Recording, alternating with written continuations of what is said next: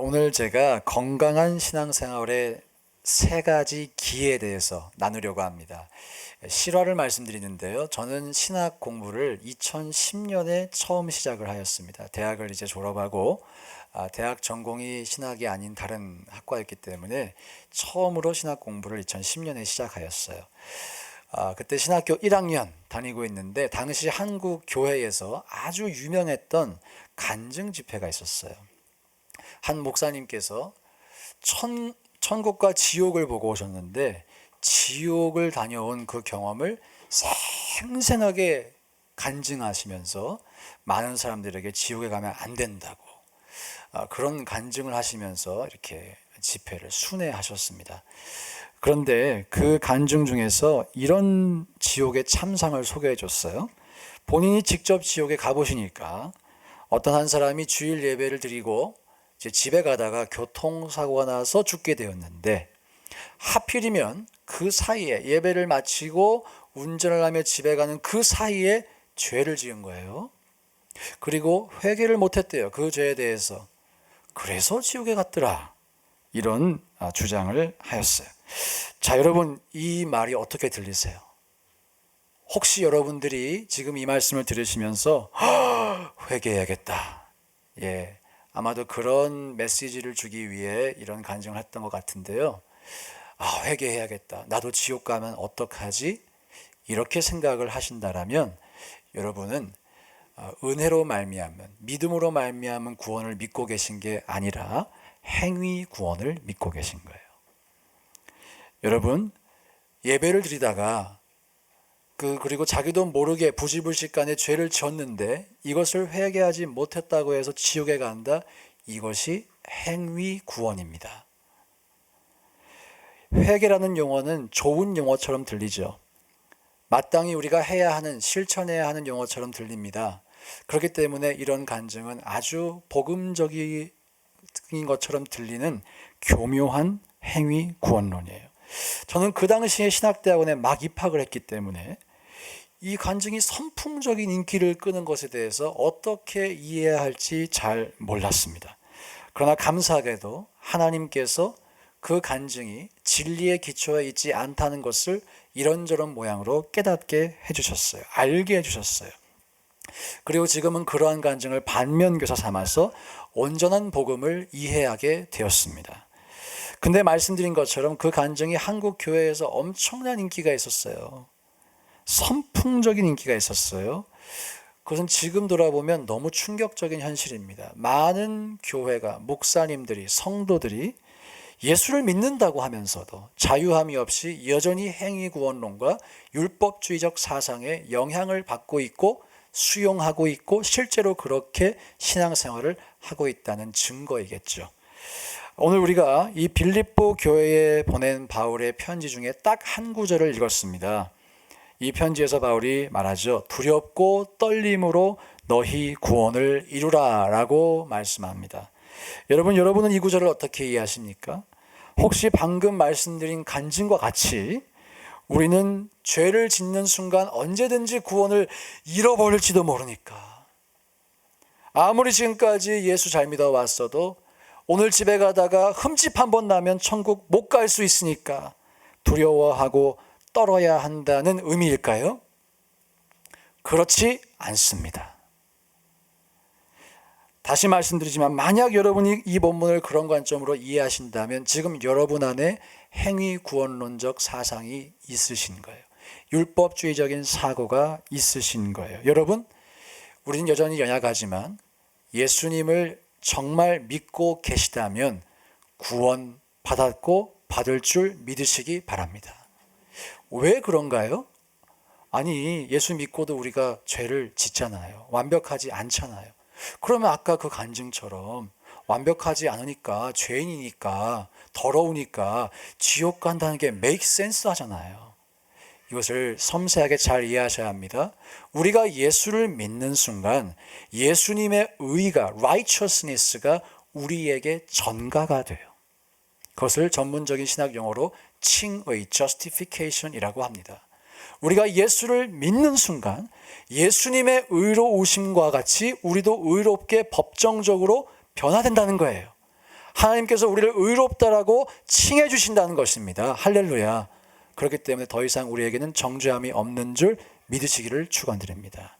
오늘 이 복잡할 수도 있고 헷갈릴 수도 있는 이 중요한 구원에 대해서 여러분께 함께 나누기를 원해요. 그리고 이 본문을 두렵고 떨림으로 너희 구원을 이루라라고 하는 이 말씀을 복음적인 관점에서 어떻게 이해하는지 설명드리고자 합니다. 저는 저와 여러분의 신앙생활 가운데 행위구원도 사라지고 율법주의도 사라지고 또 한국교회에는 불교적인 유교적인 특성이 있어요. 우리 모두가 진짜 기독교인 되기를 축복합니다. 순도 100% 기독교인 되시기를 주님의 이름으로 축원드립니다. 전통적으로 오늘 본문은 구원의 여러 가지 단계를 설명하는 일부로 이해되어 왔습니다. 우리 교회 새가족 시간에 소개한 것처럼 구원에는 4가지 단계가 있어요. 중생, 칭의, 성화, 영화. 이런 단계가 있습니다. 또 어떤 분은 중생이라고 하니까 왜 불교 용어를 쓰시냐고 그러시더라고요. 영어로는 regeneration, born again이죠. 불교 용어가 아니라 한자라서 그래요. 그 당시 기독교가 들어올 때 이것을 표현할 수 있는 한자 용어가 탁 정해졌는데 신학적인 용어는 변화되기가 쉽지가 않습니다. 변경시키기가. 그 개념을 정확하게 설명하기 위해서 하필이면 중생이라는 단어를 쓴 거지 불교적인 개념이 아닙니다. 불교도 왜 그 단어를 쓰겠어요? 한자가 그러니까 그렇겠죠. 자, 계속 띄워주시고 중생이 일어나고 아까 말씀드린 justification. 저 2가지가 우리가 예수를 믿는 순간 born again과 의롭다 하심을 얻죠. 그리고 영화가 무엇이냐면 우리 무비가 아니라 glorification, 영화롭게 된다. 영광스러운 존재로 변화된다는 것입니다. 우리가 주님 앞에 서게 될 때, 주님이 재림하실 때 우리 모두가 저렇게 영화롭게 될 줄 믿으시기 바랍니다. 자, 그런데 중요한 것은 저 가운데 있는 성화의 삶이겠죠. sanctification, 거룩하게 되어가는 삶. 우리가 이 삶을 살아야 하는데요. 오늘 본문을 이렇게 이해합니다. 중생, 칭의, 성화, 영화 너무 용어가 어려우니까 구원을 2가지로 축약을 시켜서 이미 받은 구원은 이미 우리가 받았고 중생과 칭의를 의미하겠죠. 또 앞으로 이루어가야 할 구원, 성화를 의미하겠죠. 이 2가지 카테고리에서 성화의 삶을 살아야 한다라는 권면으로 오늘 본문을 이해합니다. 맞는 해석이에요. 그런데 다시 한번 그렇다면 성화의 삶을 우리가 어떻게 살아갈 수 있을까요? 모든 기독교인은 성화의 삶을 산다는 것에 동의하지 않는 사람 없어요.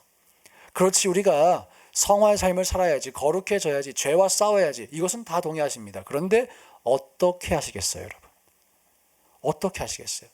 객관식으로 드립니다. 1번, 오로지 나의 결단과 의지로. 아닌 것 같죠?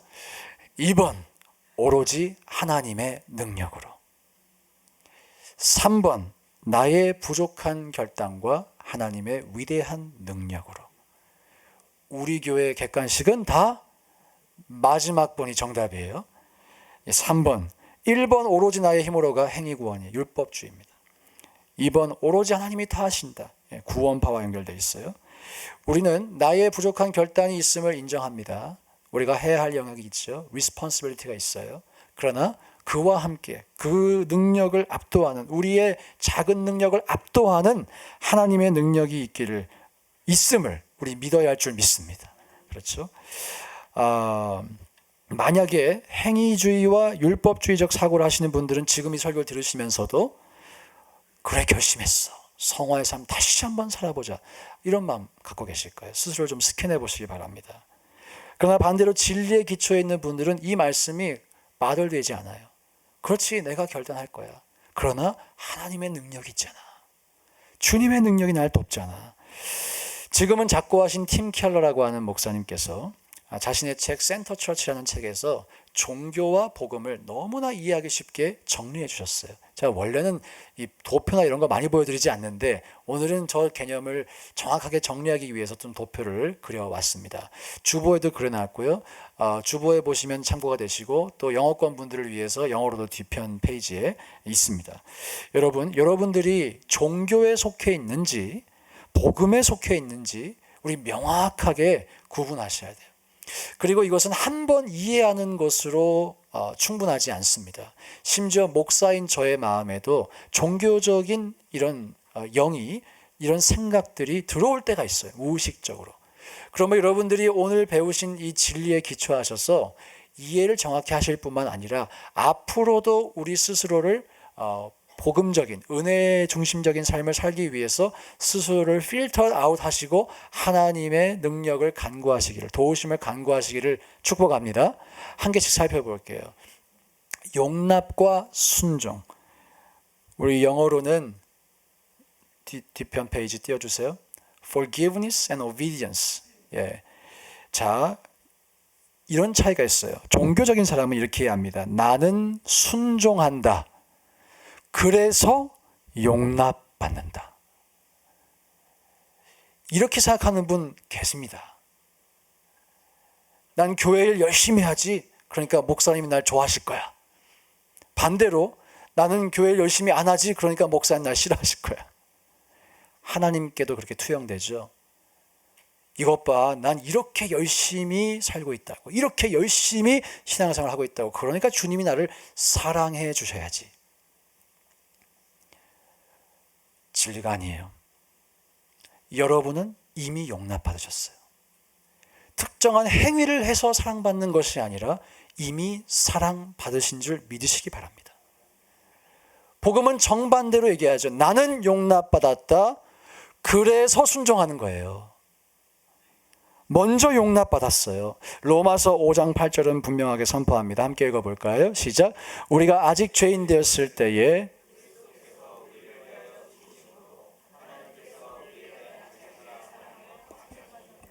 우리가 아직 죄인 되었을 그때에 하나님은 우리를 이미 사랑하신 줄 믿습니다. 그러면 지금 여러분 예수님 뜻대로 살고자 하시잖아요. 하나님 뜻대로 부족하지만 살려고 하잖아요. 그러면 중요한 질문. 하나님께서 여러분이 죄인일 때보다, 예수님을 모르고 살 때보다 지금 여러분을 더 사랑하실까요? 덜 사랑하실까요? 자신 있게 대답하세요. 더 사랑하실까요? 덜 사랑하실까요? 더 사랑하죠. 예.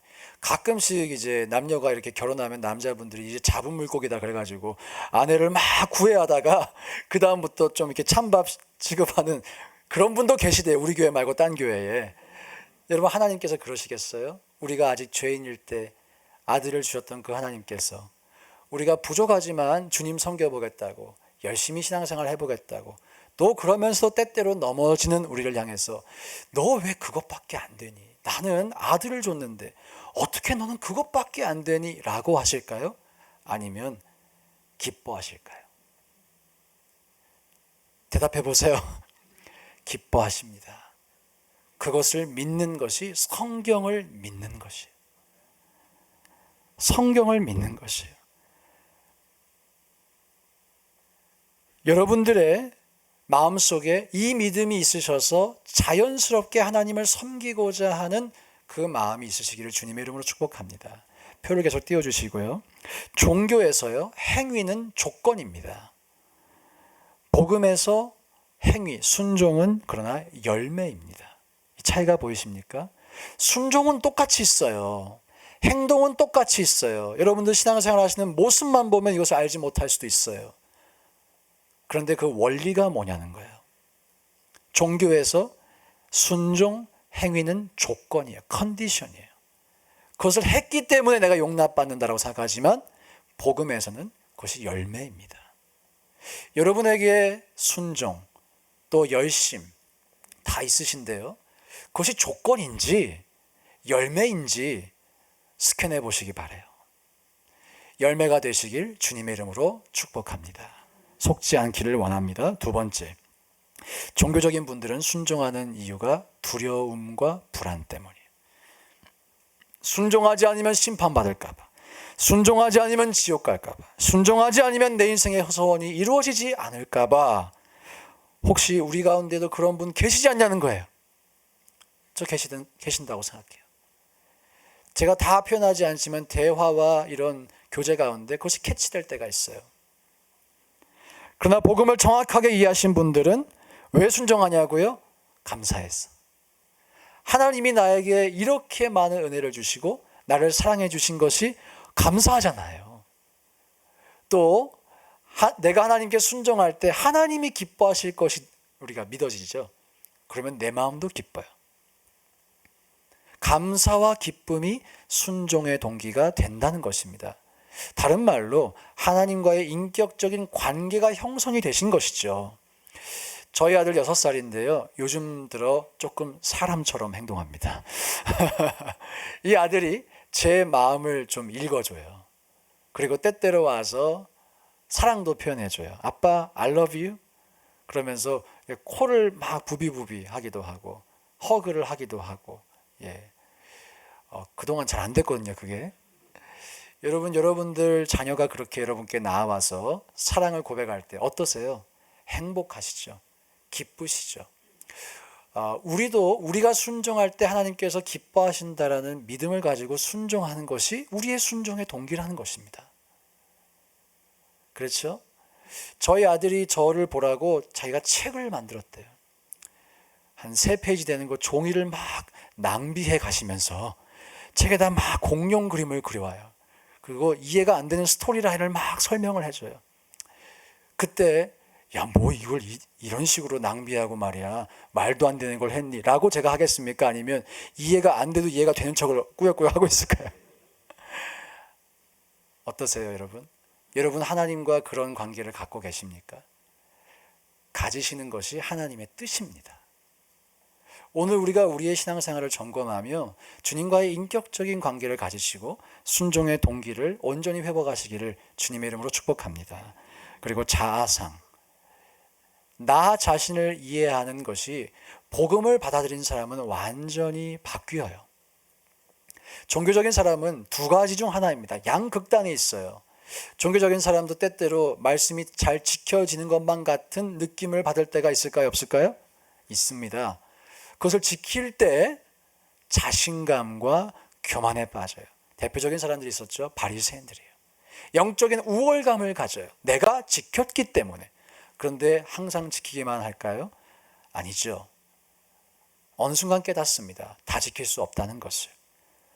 그때 반대로 자신감을 상실하고 내가 패배자인 것처럼 느끼죠. 신앙적인 것에만 이것이 적용되는 것이 아닙니다. 여러분들이 사회생활 하시면서 때때로 자신감과 교만에 빠졌다가 때때로 자신감을 상실하고 패배자가 된 것만 같은 이 양극단을 오가신다면 여러분에게 종교적인 습성이 있으신 거예요. 그러나 복음을 받아들인 사람, 그러지 않아요. 그러지 않아요. 나 자신의 퍼포먼스에, 도덕적 성취에, 어치브먼트에 나의 자아의 닻을 내리고 있지 않아요. 그럼 어디에 내리고 있을까요? 예수 그리스도의 십자가에. 우리 옆 사람을 향해서 한번 이렇게 말해줄까요? 당신은 예수님 짤입니다. 시작. 당신은 예수님 짤입니다. 정말 이것을 믿느냐는 것이죠. 여러분은 예수님의 가치, 만큼의 가치가 있으신 분이라는 것입니다. 정말 우리가 믿음을 갖는다는 것은 내가 예수님 짤이라고 하는 이 감격스럽고 또 도무지 감당할 수 없는 이 사실을 믿음으로 받아들이는 거예요. 받아들이시기를 축복합니다.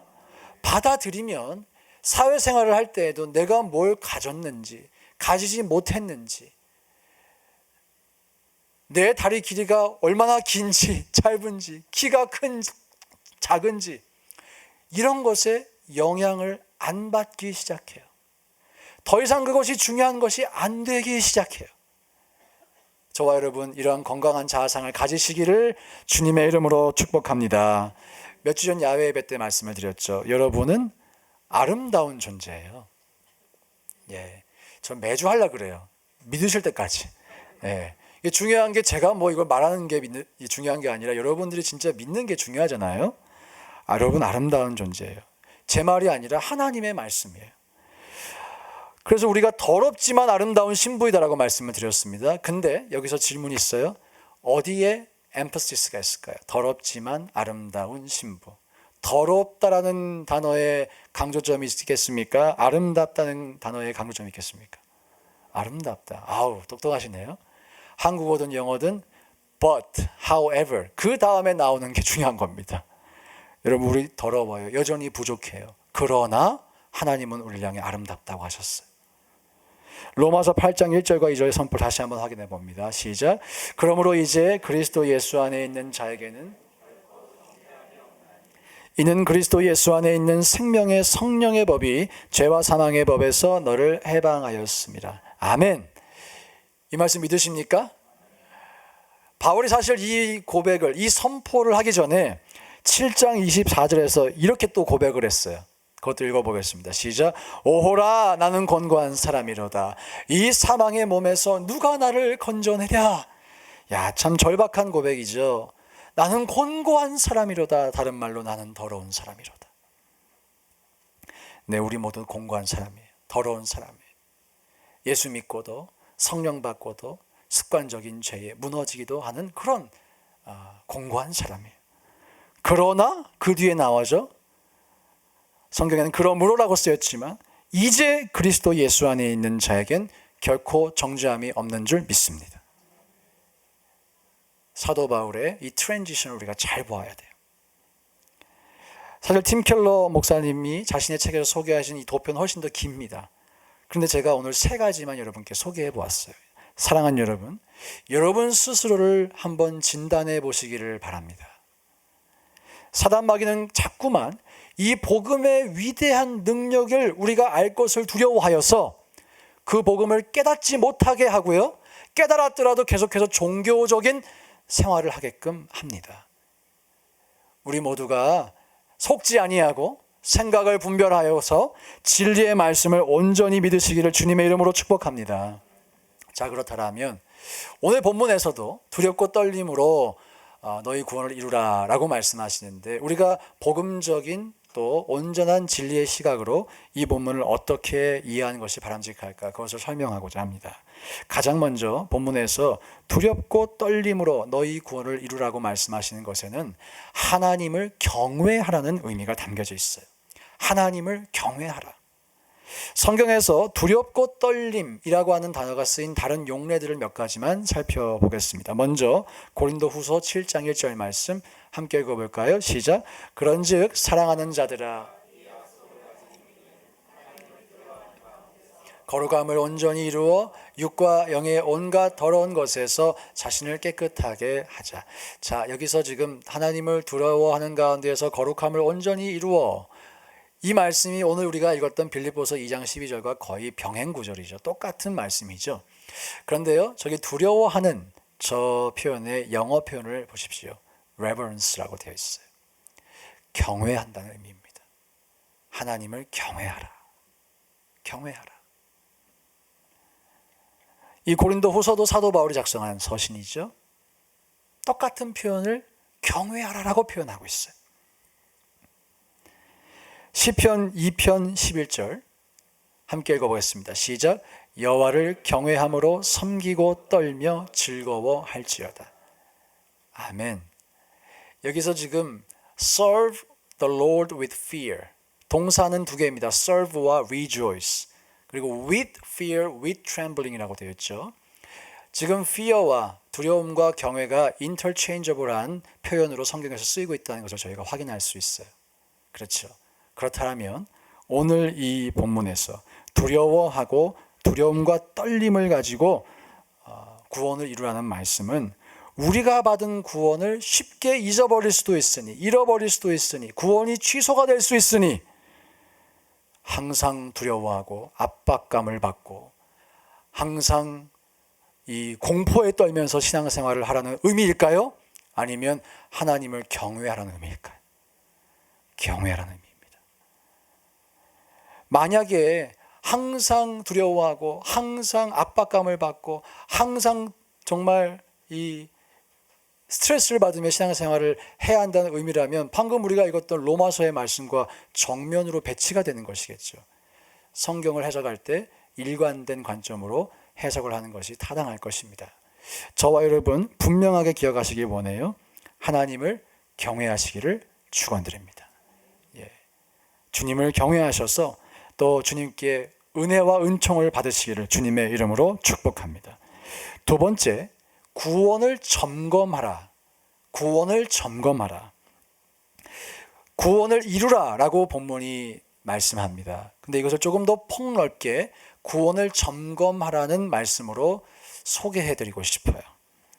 여기서 이루라라고 하는 단어가 마치 우리에게 전적인 책임이 있는 것처럼 들릴 수도 있습니다만은, 그래서 행위구원처럼 해석될 수도 있습니다만은 아니라고 이미 앞에서 설명을 드렸습니다. 그렇다면 구원에 대해서 우리가 어떤 생각을 가져야 될까?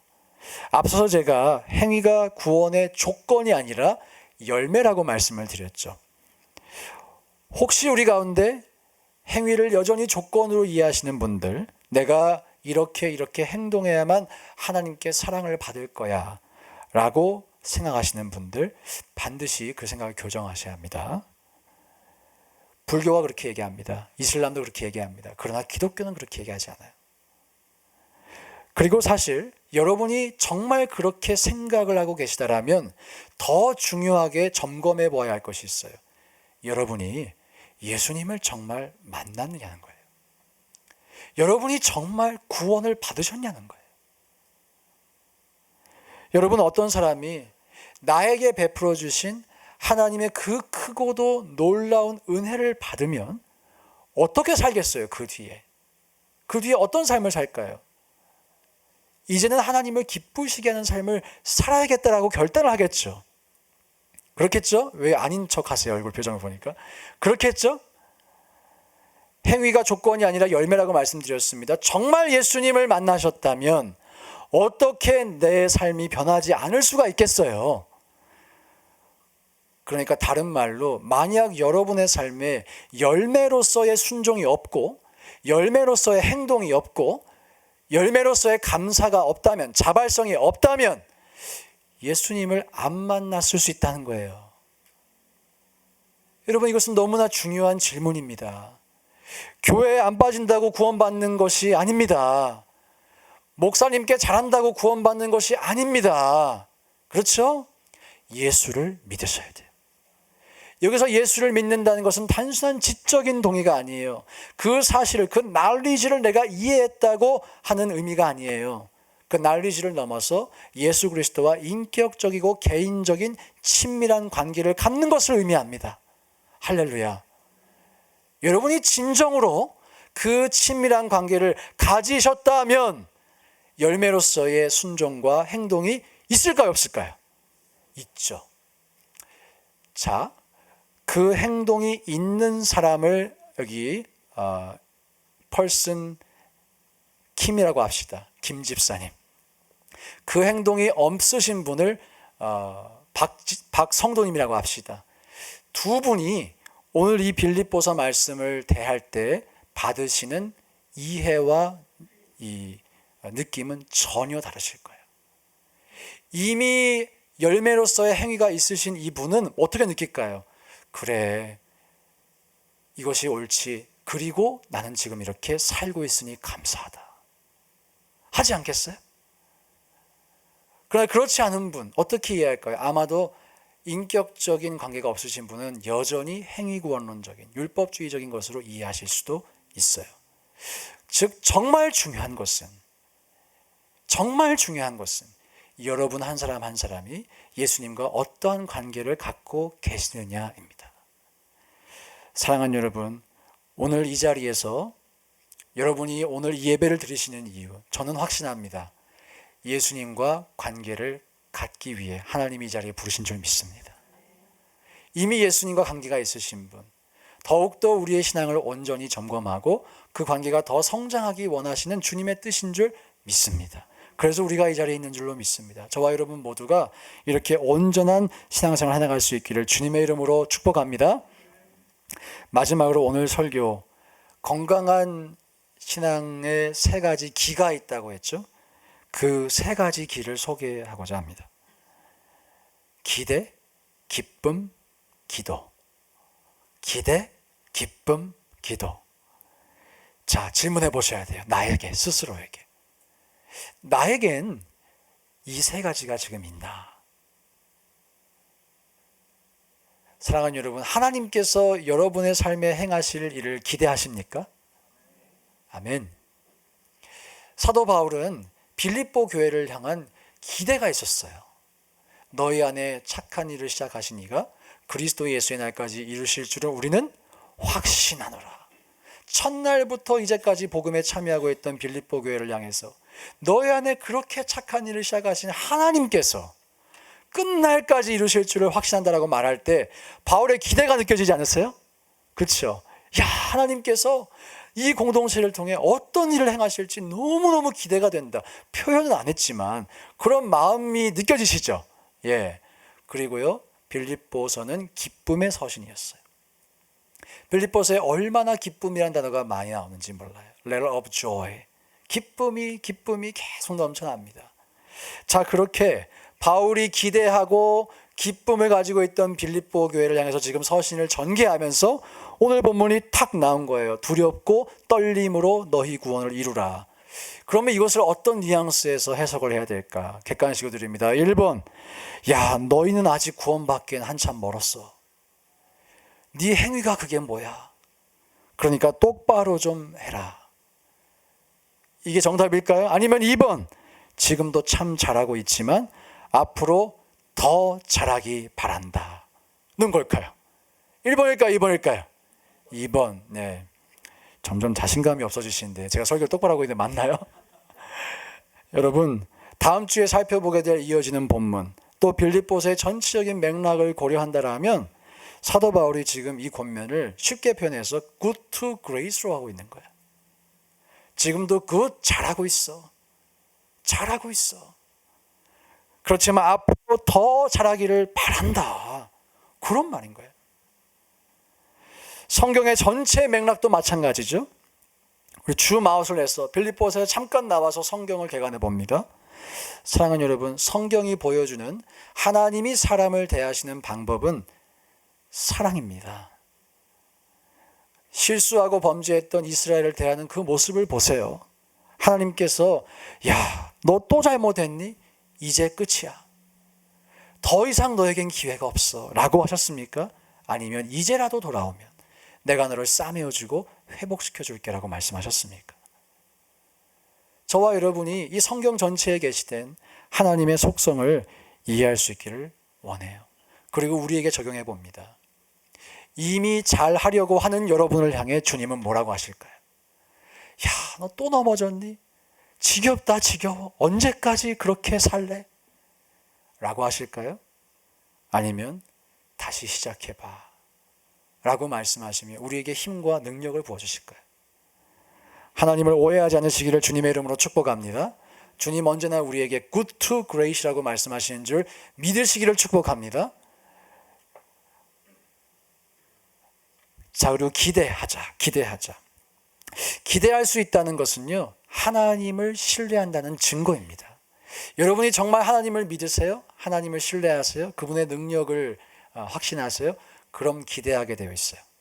잘 들어주세요. 바울이 고백하죠. 나는 씨를 뿌렸고 아볼로는 물을 줬지만 누가 자라게 하셨습니까? 하나님이 자라게 하셨어요. 요한복음 15장에서 포도나무의 비유가 나오면서 포도나무에 붙어 있기만 하면 열매를 맺는다고 말씀하세요. 그러면 열매를 맺게 하시는 분이 누구십니까? 확신 있게 하나님이세요. 우리 금요일날 살펴봤던 성령의 열매, 이 같은 것을 금지할 법이 없느니라. 누가 열매를 맺게 하십니까? 하나님이세요. 성경은 철저하게 하나님이 우리를 자라게 하시고 하나님이 열매 맺게 하신다라고 선포하고 있어요. 여러분이 정말 그것을 믿으세요? 믿으면 증거가 있다는 거예요. 내 마음에 기대가 있죠. 그렇게 나를 성장을 시켜가시고 내 안에 새 일을 행하실 하나님이 역사하실 것이니까 기대가 돼야죠. 할렐루야. 솔직하게 점검해 보세요. 예, 지금 아멘 크게 안 하셔도 괜찮아요. 여러분에게 그 기대가 있으십니까?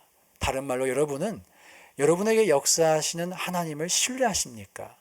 또 더 깊게 행위구원론적인 율법주의적인 인간 중심적인 신학이 아니라 은혜 중심적인 하나님의 주권 중심적인 믿음의 체계를 시스템을 가지고 계십니까? 내가 기대하느냐 기대하지 않느냐에서 그것을 알 수 있다는 것입니다. 기대가 시작인데요. 기대하면 기쁨이 따라와요. 기쁨이 따라와요. 사람은 무언가가 잘 될 것 같으면 기뻐요. 기대가 되면서 기뻐요. 그렇죠? 여러분, 우리의 심령 가운데 기쁨이 가득하시기를 축복합니다. 아까 시편 2편 11절 말씀 다시 한번 읽어볼까요? 시작. 여호와를 경외함으로 섬기고 떨며 즐거워할지어다.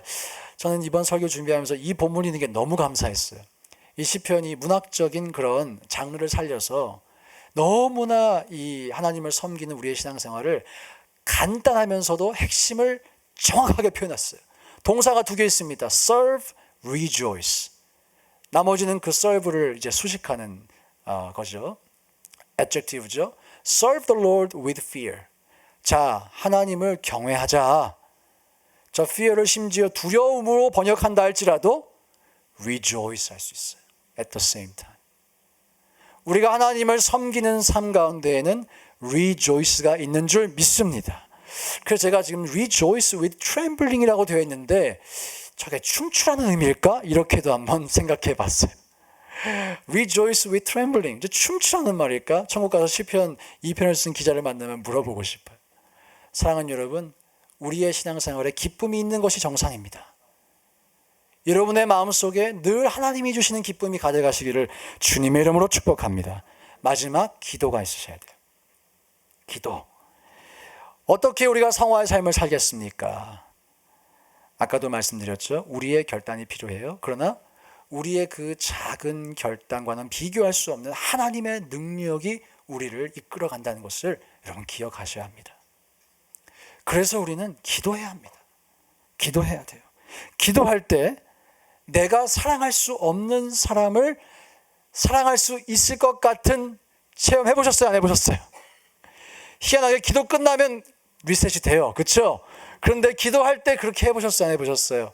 해보셨죠? 기도의 능력이에요. 기도할 때 내가 극복할 수 없는 죄를 다시 한번 싸워버리라. 그런 마음이 부어져요.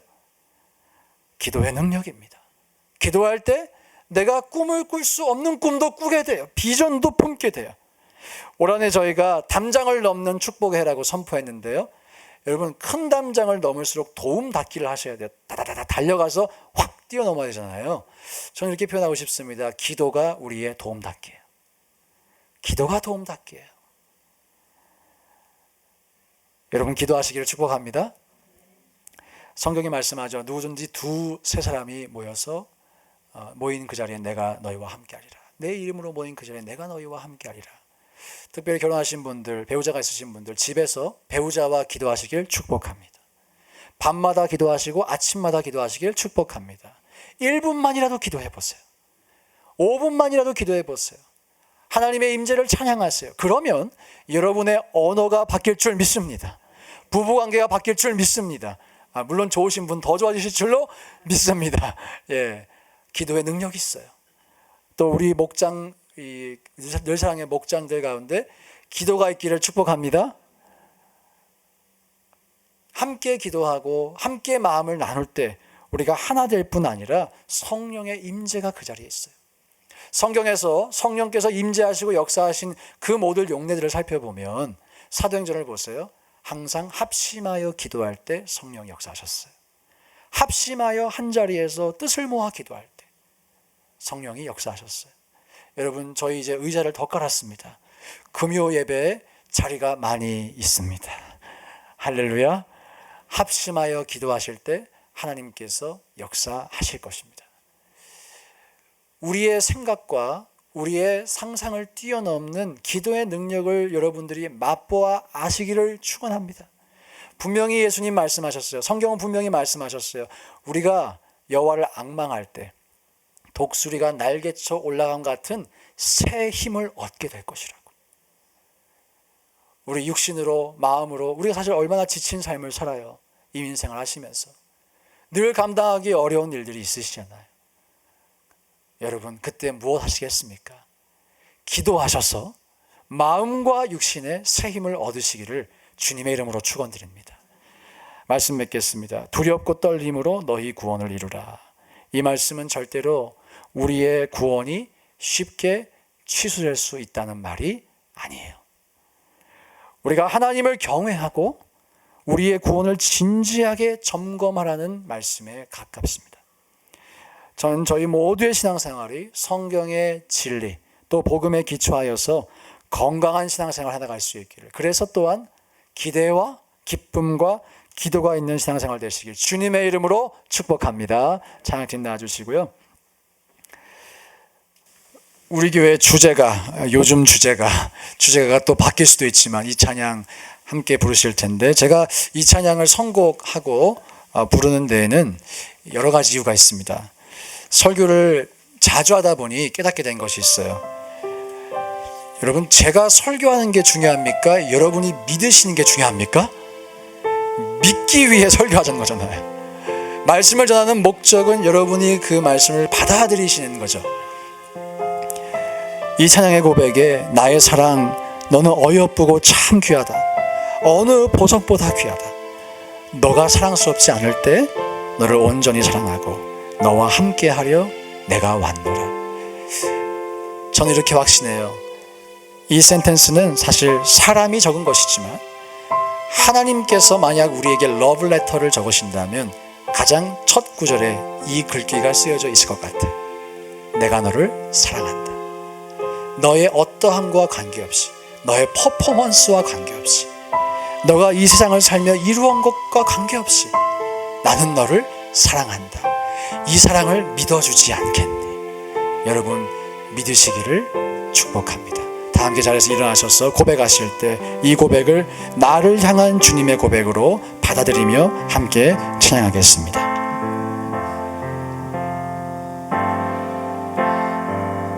나의 사랑, 나의 사랑, 너는 어여쁘고 참 귀하다. 어느 보석보다 귀하다. 내가 사랑스럽지 않을 때 너를 온전히 사랑하고 너와 함께하려 내가 왔노라. 주의 사랑, 주의 사랑, 이 사랑은 결코 변치 않아. 모든 계절 돌보시네. 계절 돌보시네. 푸른 마르고 꽃은 시드나 주의 말씀은 신실해. 실수가 없으신 주만 바라라. 주님의 나라와 그 뜻이, 주님의 나라와 뜻이 나의 삶 속에 임하시며 주님 알기를 주만 보기를 소망해. 살아가 거룩히 살아가 힘과 두려움 없는 믿음 하나님이 주세요. 힘도 주시고 믿음도 주세요. 그것을 믿는 것이 믿음입니다. 그분이 나의 하나님이라고 고백하는 것이 믿음입니다. 다시 한번 고백하겠습니다. 나의 사랑, 너는 어여쁘고 참 귀하다. 나의 사랑, 우리가 아직 죄인 되었을 때에 하나님은 그 아들을 우리 위해 죽이시고 우리를 사랑하신다고 증하셨어. 보석보다 귀하다.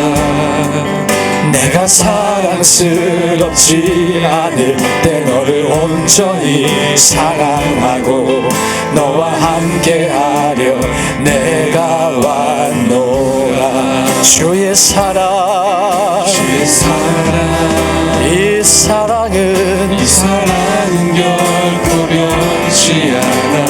모든 계절 돌보시네. 푸른 마르고 꽃은 시드나 주의 말씀은 신실해. 실수가 없으신 주만 말하라.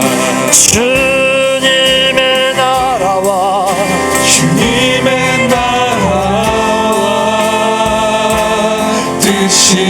기대합니다. 나의 삶 속에 하나님 나라가 임하실 것을 기대합니다. 주님 알 또 미리 바라보며 기뻐합니다. 만보기를 소망해 거룩히 살아가. 그렇게 살아가 우리는 부족한 가운데 결단하지만 두려움없는 믿음 크신 능력으로 우리를 붙잡아 주실 하나님 찬양합니다. 그 하나님이 나의 하나님이심을 감사합니다. 찬양해 찬양하리 만군의 주님, 찬양하리 만군의 주 영원히 영원히 함께 하시네. 존귀하신 사랑의 왕 영원히 함께하시. 다시 한번 찬양하리 할렐루야. 만군의 주 영원히 함께하시네.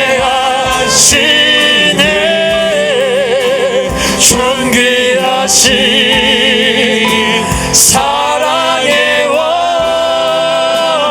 영원히 주여. 마지막으로 찬양하리 찬양하리 할렐루야. 만군의 주 영원히 함께하시네. 존귀하신 사랑의 왕 영원히 지하시네. 주님의 나라와 뜻이 나의 삶 속에 임하시며 주님 알기를 주만 보기를 소망해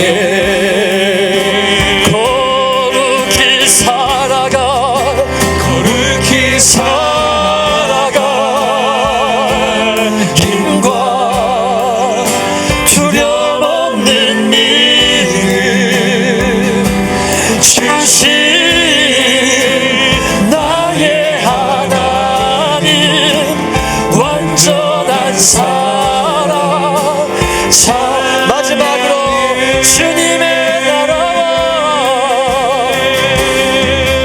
주님의 나라와 뜻이 나의 삶 속에 임하시며 주님 알기를 주만 보기를 소망해